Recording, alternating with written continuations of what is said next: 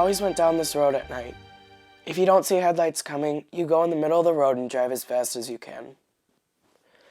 But this time was different. There was a deer on the side of the road. So I turned my wheel to the left, then yanked it back to the right to stay on the road. Next thing I realized we were sideways and rolling. I woke up in the hospital to realize that I had killed my best friend, Joe.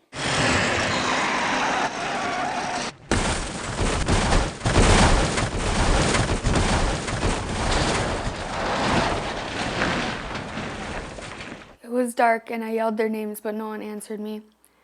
I pulled my cell phone out of my pocket to use as a light, and I saw that Colby was upside down and above me, and he was bleeding, and I knew Joe was dead. I tried calling 911, but I didn't get any cell service, so I knew I had to crawl past Colby to get out of his door or his window. I was bleeding, and my right arm and leg were broken, and I was getting cut by all this barbed wire we had broke. When I got to the side of the road, I still didn't have any cell service, so I just laid there and cried, hoping a car would drive by. Life flight is on the ground.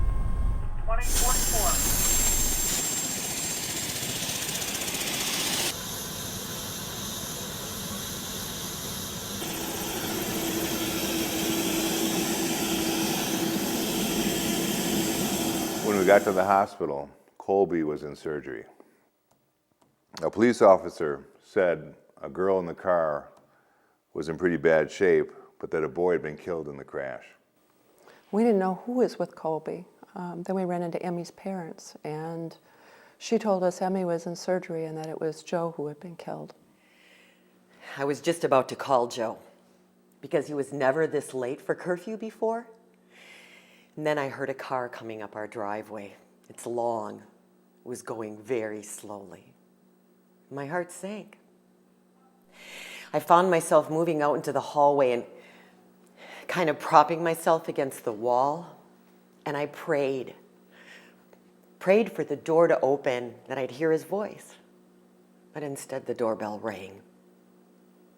And I knew.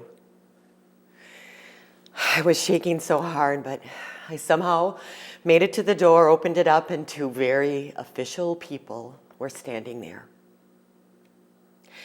My eyes met theirs, and I just dropped to the floor and sobbed. It's a parent's worst nightmare. Colby was still in the hospital during the funeral. Everyone in town was there. We felt like we needed to go, but we felt like everyone was staring at us. It was awful.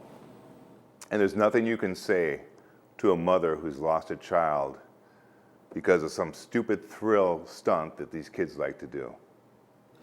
But it was our son who was driving too fast. It happened so fast. In 12 seconds, everybody's life changed, and there's nothing we can do to bring Joe back. The doctors don't know how I survived. I broke 2 ribs and I punctured a lung. I also smashed my left knee.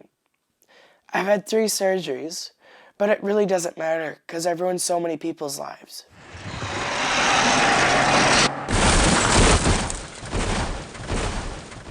I'll never get that image of Joe out of my mind.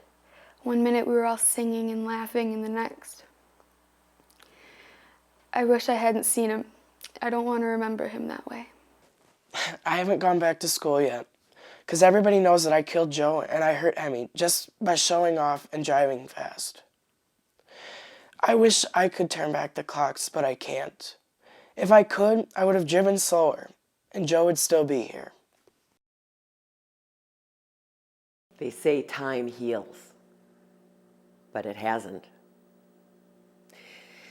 Every day people see the tears on the outside, because every day something happens that reminds me of Joe.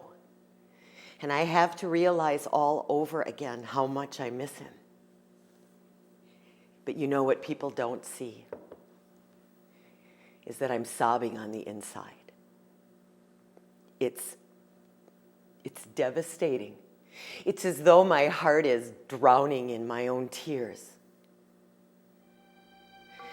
I miss my child.